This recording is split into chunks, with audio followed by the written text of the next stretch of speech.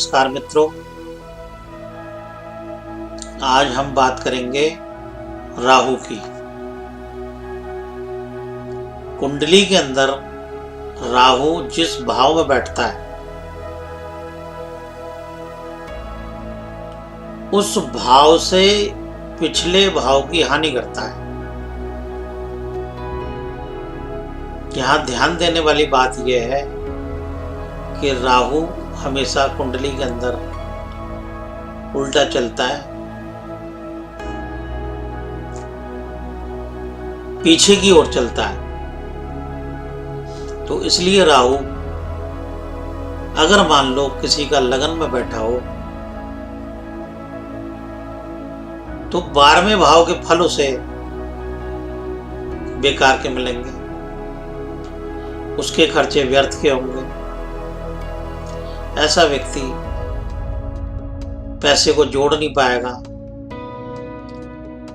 झंझटों में उसके पैसे खर्च होंगे, बीमारी में, मुकदमेबाजी में, बुरी सोहबत में। तो ये होंगे कब? जब राहु कहीं दशाओं में लिप्त होगा, महादशा के द्वारा, भुक्ति के द्वारा, अंतरे के द्वारा, सूक्ष्म के द्वारा और प्राण के द्वारा।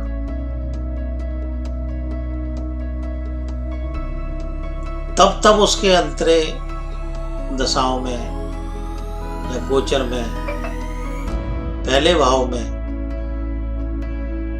होंगे तो ऐसे व्यक्ति के व्यर्थ के खर्चे होंगे।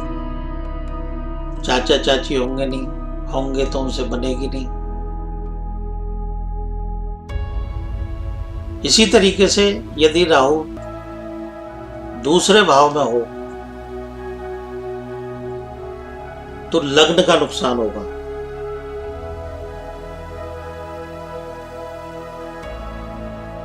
लग्न का नुकसान कैसे होगा? जीवन में उस व्यक्ति को जो सम्मान मिलना चाहिए वो नहीं मिलेगा। जिस सम्मान को वो डिजर्व करता है वो नहीं मिलेगा उसे। और उसके जीवन को कोई ना कोई बाधा या परेशानी बनी रहेगी। इसी तरीके से राहु यदि तीसरे भाव में हो तो ऐसे व्यक्ति पे पैसा नहीं जुड़ेगा। कुटुंब संबंधी परेशानी आएगी, परिवार से जुड़े हुए लोगों से उसकी अनबन रहेगी, दिक्कत रहेगी।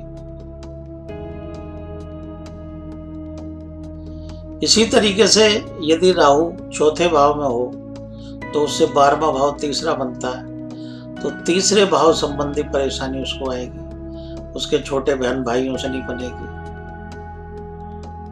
जातक में हिम्मत नहीं होगी, उत्साह नहीं होगा,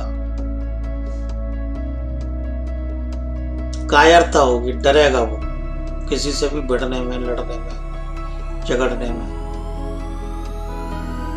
विश्वास नहीं रखेगा।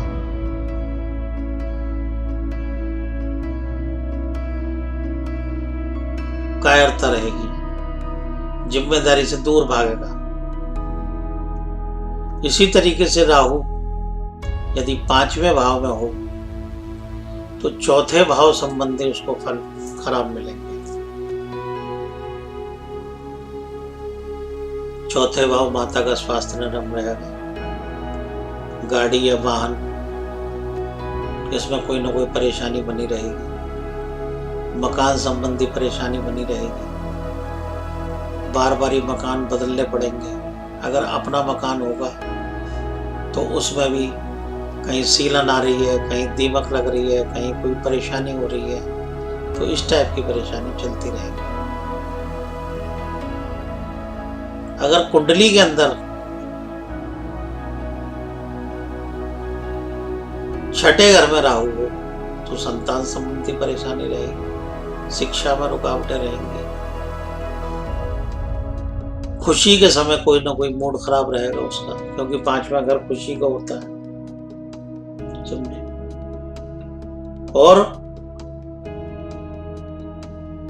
ऐसे व्यक्ति को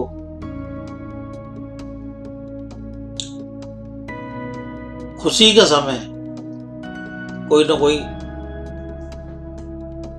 झगड़ा जरूर होगा, कोई ना कोई बाधा जरूर होगी, कोई ना कोई रुकावट जरूर होगी। इसी तरीके से राहु यदि 7वें भाव में हो तो 6ठे भाव संबंधी परेशानी आएगी। ऐसे रोग होंगे, ऐसी तकलीफें होंगी जो डॉक्टरों की पकड़ में ना आए। व्यर्थ के शत्रु पैदा होंगे, व्यर्थ की परेशानियां पैदा होंगी, व्यर्थ के संघर्ष पैदा होंगे। इसी तरीके से यदि राहु 8वें भाव में हो तो रोजमर्रा की जिंदगी में परेशानी आएगी। रोजमर्रा की जिंदगी में व्यापारिक दृष्टिकोण से ठीक नहीं चलेगा, कभी ठीक चला, कभी एकदम व्यापार बैठ गया। पत्नी से संबंधित, पत्नी हमेशा जो है चिड़चिड़ी स्वभाव की रहेगी, पत्नी को रोग रहेंगे, पत्नी के शरीर में दर्द रहेंगे, पत्नी का पेट खराब रहेगा। तो इस तरीके से राहु अपने से पिछले भाव में जब जब गोचर करता है परेशानी देता है। इसी तरीके से राहु 9वें घर में हो तो उस व्यक्ति को 8वें भाव संबंधी परेशानी आएगी। जीवन बीमा पॉलिसी कोई ना कोई डूब जाएगी, या उसमें कोई ना कोई परेशानी आएगी, या कोई ना कोई दिक्कत आएगी, समझे। और गृहस्थी खराब, गृहस्थी में कलेश रहेगी, झगड़ा रहेगा। अगर राहु 8वें में हो और ऐसे व्यक्ति को उस समय में कुत्ता काट ले तो ऐसे व्यक्ति पे अचानक विपत्ति आती है, अचानक रोड एक्सीडेंट हो जाता है, अचानक घर में कोई बीमार हो जाता है, अचानक घर में कोई मृत्यु हो जाती है। यही राहु 10वें घर में हो तो उच्च शिक्षा में रुकावट आएगी, हमारी बुजुर्गों से नहीं बनेगी, हम अपनी जिम्मेदारी से भागेंगे, हम अपने घर परिवार की किसी भी जिम्मेदारी को निभाने के समय हमें रुकावटों का सामना करना पड़ेगा, परेशानी आएगी। वही राहु 11वें घर में हो तो ऐसे व्यक्ति को जो जीवन में पहली नौकरी करता है उसमें बड़ी परेशानियां झेलनी पड़ती है। उसको उस नौकरी से, उस काम धंधे से सेटिस्फेक्शन नहीं मिलती, अपने काम को वो सही ढंग से नहीं अंजाम दे पाता, कहीं ना कहीं उसे परेशानी लगी रहती है। इसी तरीके से यदि राहु 12वें घर में हो तो उसको लाभ के समय रुकावटें मिलेंगी, मित्रों से उसको कोई फायदा नहीं मिलेगा, मित्रों में ही उसके शत्रु छुपे हुए होंगे।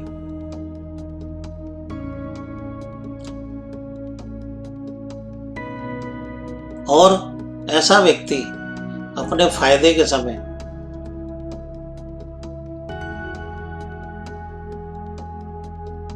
कहीं ना कहीं उसको रुकावटों का सामना करना पड़ता है। वो मेहनत करता है 1 रुपए की, उसको मिलता है 40 पैसे 60 पैसे स्टार्टिंग में। जब वो अपने करियर की शुरुआत करता है तो उसे भारी परेशानियों का सामना करना पड़ता है। तो मित्रों, ये राहु का प्रभाव कुंडली पे कैसे पड़ता है ये मैंने आपको बताया। अब राहु के बारे में मैं एक बात और बताना चाहता हूं कि जिस व्यक्ति का कुंडली के अंदर राहु खराब होगा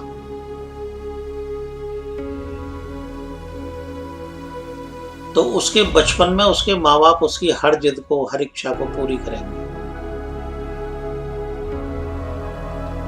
और 18-20 साल की उम्र तक आते आते उस बच्चे को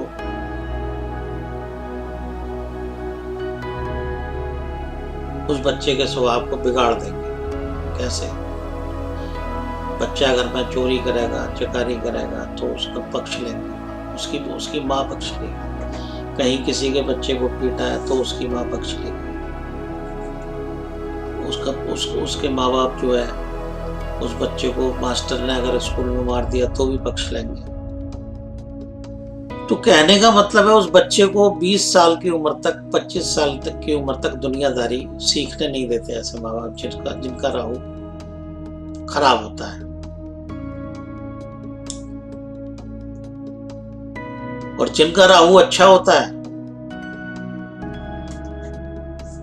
उनके माँ बाप 20 साल की उम्र तक उस बच्चे को पूरी दुनियादारी सिखा देते हैं। उस पे जिम्मेदारी लाद लाद के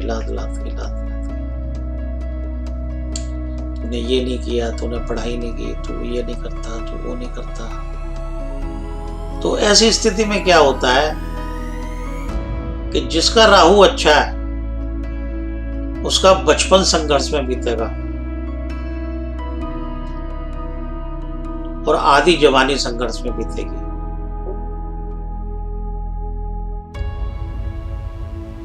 तो 30-32 साल, 35 साल तक की उम्र तक ऐसा व्यक्ति दुनियादारी सीख लेता है और फिर अपने काम में अच्छा अंजाम देके चतुराई से, क्योंकि राहु एक इतना चतुर ग्रह है कि जो देवताओं के बीच में बैठ के अमृत को पी गया,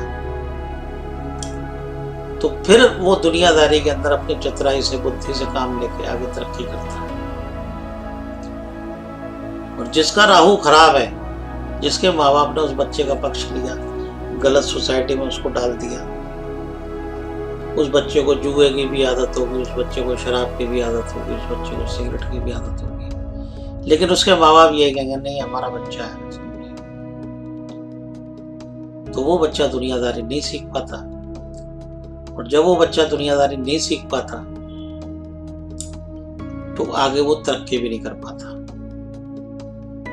आगे उसको अपने काम धंधे को चलाने की, अपनी जिम्मेदारी को निभाने की, दुनियादारी की उतनी उसको समझ नहीं होती। तो ये राहु का लोम विलोम चलने का एक तरीका है। राहु स्वभाव से कुंडली के अंदर उल्टा चलता है, एंटी क्लॉक।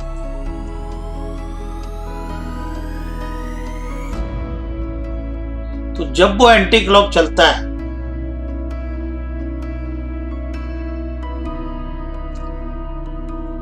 तो बचपन से बुढ़ापे के सीधे विचार दिमाग में दे देता है। किसी का राहु अच्छा होगा तो उस बच्चे में बचपन से ही मैच्योरिटी होगी, वो बच्चा बचपन से ही अच्छा सोचेगा। और जिसका राहु खराब होगा वो बचपन से ही उपद्रवी होगा, शरारती होगा, दुष्ट होगा। तो ऐसी स्थिति में वो दुनियादारी को नहीं सीख पाएगा। तो ऐसी स्थिति में यदि किसी के पास तो कुंडली है, वो तो किसी विद्वान से, पंडित से दिखा के राहु का उपाय पूछ लेगा। अगर किसी के पास पत्री नहीं है और किसी का बच्चा उपद्रवी है, शरारती है, जुआरी है, सट्टेबाज है, नशेड़ी है, तो ऐसी स्थिति में उसके माँ बाप क्या करें? उसके माँ बाप सबसे पहले तो उस बच्चे से मोह खत्म करके उसको सही रास्ता दिखाएं, चाहे कठोरता से, चाहे कैसे भी। दूसरे नंबर पे जिस व्यक्ति का राहु खराब होता है उसको कपड़े धोने का साबुन गरीबों में वितरण करना चाहिए, दान करना चाहिए, ताकि राहु की गंदगी उसके दिमाग से उतरे। यदि हम किसी को कपड़ा साफ करने के लिए साबुन देते हैं, सर्फ देते हैं, तो ऐसी स्थिति में हमारा राहु सुधरेगा, शुद्ध होगा और हमें अच्छे परिणाम मिलेंगे। इसी तरीके से किसी व्यक्ति का राहु दूसरे भाव में, लगन में, नवम में, पंचम में खराब बैठा हो, तो ऐसे व्यक्ति को मंदिर में सफाई का सामान दान देना चाहिए। अगर वो मंदिर में सफाई का सामान दान देगा तो निश्चित रूप से उसका राहु शुद्ध होगा और उससे अच्छा रिजल्ट मिलेगा। तो मित्रों, ये बात मैंने राहु के बारे में बताई। मुझे उम्मीद है कि आप इसे ध्यान से सुनेंगे, समझेंगे और लाभ लेंगे। धन्यवाद।